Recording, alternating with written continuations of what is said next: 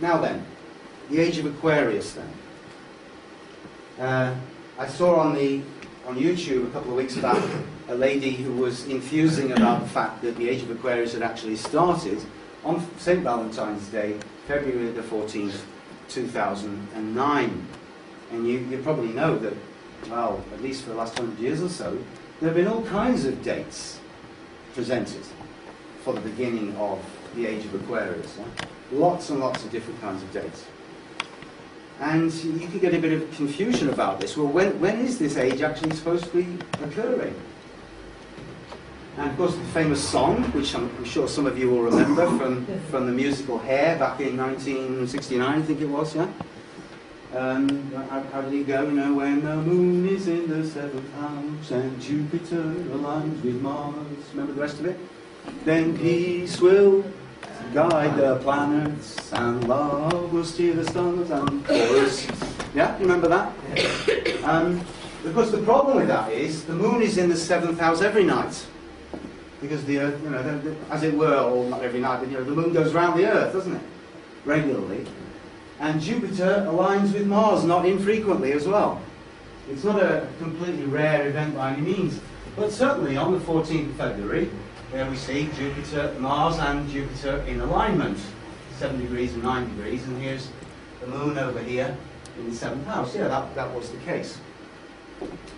But I would like to try and show you now how, in fact, that it was not the case that the age of Aquarius began in 2009.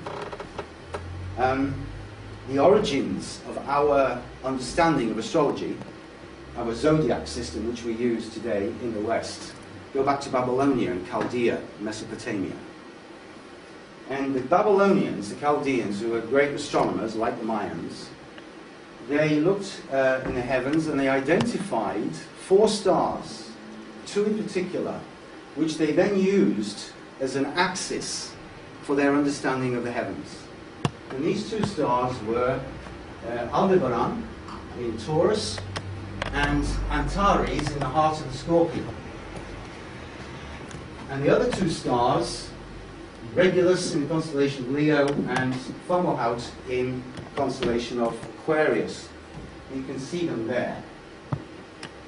Leo, Aquarius, Scorpio and Taurus. And the Babylonians felt that these stars, which of course for them were not just stars, not just bunches of rock and gas floating around in the heavens. For them, these stars were simply the physical bodies of beings. So, for example, when I look at AD here operating this camera, yeah, I'm not just looking at him as, you know, blood and flesh and bones and things which we can calculate and quantify. How many cells does he have in his eyebrows or what have you, you know? But the point is that when we look at another human being, we're looking at a spiritual being as well. And the Babylonians, that's how they saw the stars. They were gods. They were beings with consciousnesses far greater than ours. So they looked in the heavens and they felt, they experienced the activities of these gods, these beings up there. And they located them in these places, in the middle of these constellations, because they felt that there were 12 equal powers in the heavens. Now you can find some astrologers these days who will make the constellations of unequal length. And that's often because the constellations do actually physically look bigger. Some look smaller, some look bigger, according to where you draw the line, so to speak. Yeah? But that's a physical phenomenon. And for the Babylonians, they felt, no, that these are 12 equal powers in the heavens. So they divided the sky equally into 12 equal divisions. And they located these axis stars in the middle of their respective constellations. So these stars are placed at 15 degrees in each constellation being obviously 30 degrees, yeah? 30 degrees within the whole.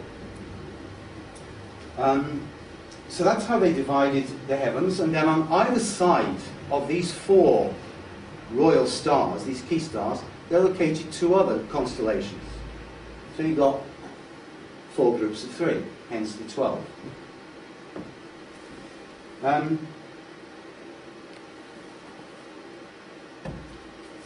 Now, before I just talk about this, I presume you're all familiar with we're all familiar with the spring point, the vernal equinox, yeah, the spring equinox.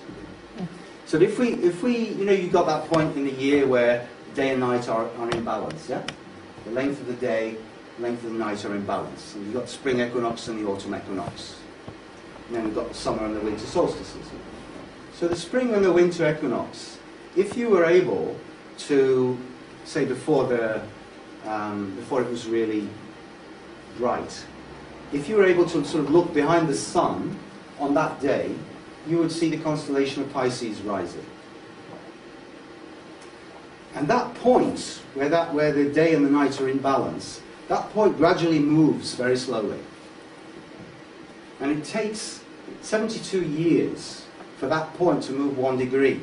Forgive me if this is familiar to some of you, yeah? But I think it's important that we establish the facts, so to speak, yeah? Because these are purely astronomical, observable things. And that moves 72 years, 1 degree. That means in 30 degrees, it will take 2,160 years to get through one sign of the zodiac. Is that all right? Yeah? So where we are now, where the spring point is now, is between 5 and 5.5 degrees in Pisces. That means we still have 5 degrees, 5.5 degrees of Pisces to go before the spring point moves into the sign of Aquarius. Now, for those of you who like doing arithmetic, you can do the calculation, right? 5.5 degrees times 72 years. Where does that get us? It's about 2375. That means the spring point is not going to move, spring equinox is not going to move into Aquarius.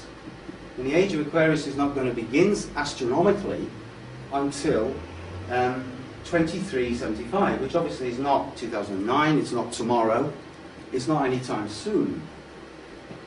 In the great scheme of things, it's a very short period of time, astronomically. But in history, a lot can happen in 300 years. So, astronomically then, the age of Aquarius begins in 2375. 2700s. But that's up there in the heavens. And so here's a first sort of thought for you, which I appreciate can only be a sort of a hypothesis, and you have to look into history to try and bear this out. And it has to do with the fact that, I'll come back to this, I think. It has to do with the fact that the age of Pisces, which finishes then around there, 2375, started astronomically around this time, 215 AD, after Christ, yeah? 160 years. But when we look at earthly culture and history and see how things changed, then we find that, in fact, it's this period which is when the age of Pisces begins in our history. Yeah? Because before the age of Pisces was the age of Aries, the ram. And that started in the year 747. How do we know that? 747 BC. How do we know that? Because in that year, as I say, I've got to get a little detailed here, right? So please bear with me. In 747, King Nabonassar of Babylonia started the new Babylonian calendar. Now Ptolemy, who lived in Egypt a good deal later, not long around the time of Christ, he pointed out that in the Middle East, everybody recognized that this date of 747 was crucial for the understanding of history and civilization in the Middle East. So that was a date that was recognized, 747 BC. 747 BC to 1413 AD gives you again 2160 years. 2160 years. The problem is that then we see there's a gap between 215, when we can observe in the heavens, astronomically and mathematically, that the age of Pisces began, And 1413, when earthly history sort of started to reflect that, there's a gap of 1200 years. We have to account for that. What causes this gap of 1200 years? Because you see, the age of Pisces, that was the time of Greece and Rome, yeah? 747, Rome was founded in 753 BC.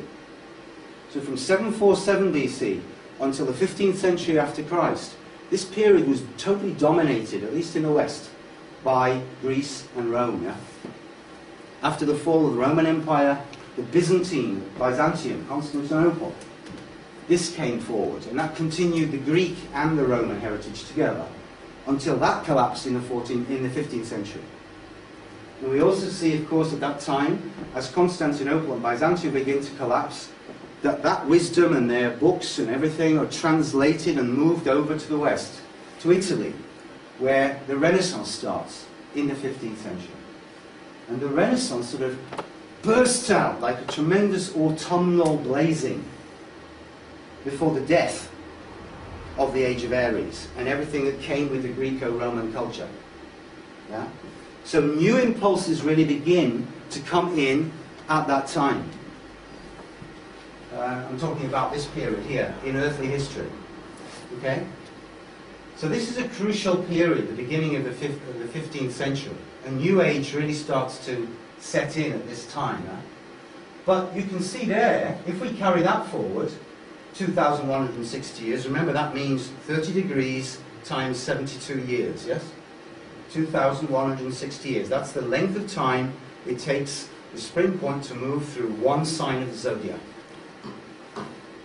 So that means that the end of the age of Pisces comes in 3573. Now that's a long way in the future.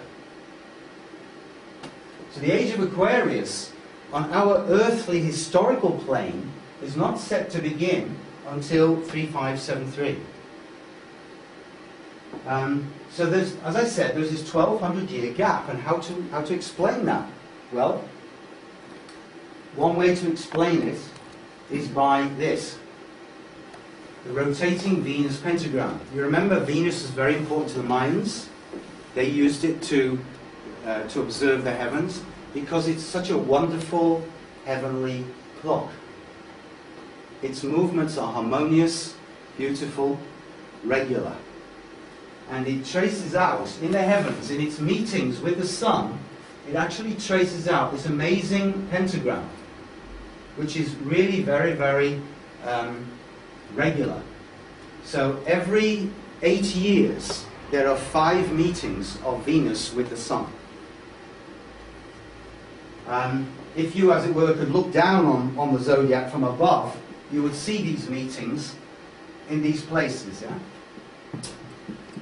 So one meeting here, then next here, here, here, here. And then the 6th meeting will take place a little bit further on. It won't return to exactly the same place.